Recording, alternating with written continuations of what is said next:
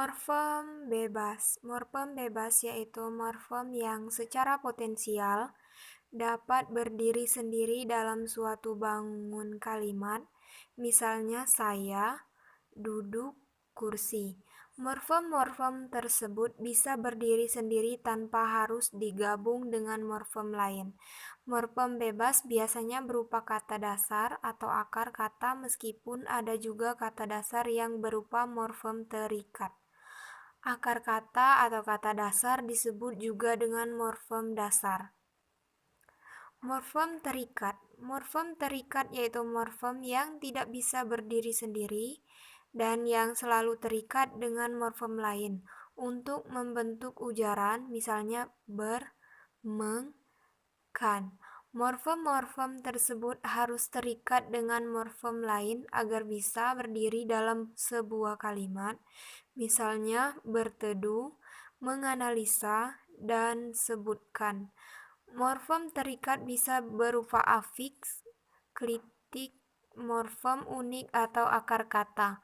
Akar kata, kata dasar disebut juga dengan morfem dasar, sedangkan kata dasar yang berupa morfem terikat disebut juga morfem dasar terikat.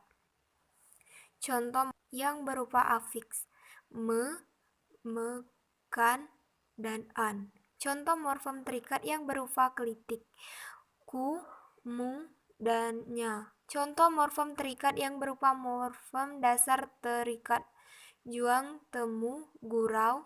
Contoh morfem terikat yang berupa morfem unik, petas, gulita, dan siur. Artinya, morfem-morfem tersebut hanya bisa berkombinasi dengan morfem tertentu, yaitu petas pada beras menjadi beras petas, begitu juga dengan gelap gulita dan simpang siur. Morfem utuh. Morfem utuh adalah morfem yang susunannya utuh atau tidak terbagi. Contoh, lari, pergi, angkat, lantai. Morfem-morfem tersebut utuh susunannya dan tidak terbagi atau terpisah. Morfem terbagi adalah morfem yang perwujudannya dalam bentuk morfem diantarai oleh unsur lain. Misalnya morfem ke, an. Morfem tersebut bentuknya tidak utuh atau unsur-unsurnya terpisah. Di antara ke dan an ada unsur lain, misalnya unsur satu menjadi kesatuan. Ke dan an pada ke an adalah satu morfem meskipun terpisah. Morfem bermakna leksikal. Morfem bermakna leksikal adalah morfem yang mempunyai makna leksikal.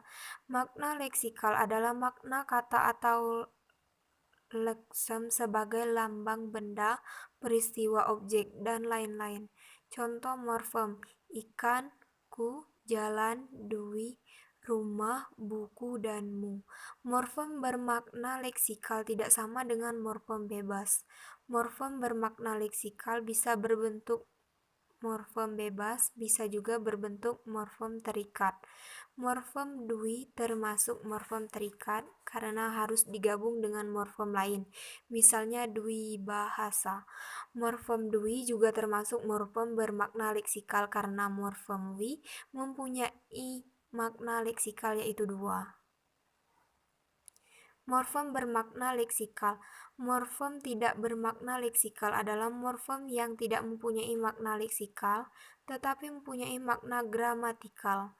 Makna gramatikal adalah makna yang muncul sebagai akibat hubungan antara unsur-unsur gramatikal dalam satuan gramatikal yang lebih besar, misalnya hubungan morfem dan morfem dalam kata, kata dan kata lain dalam prasa atau klausa, prasa dan prasa dalam klausa atau kalimat.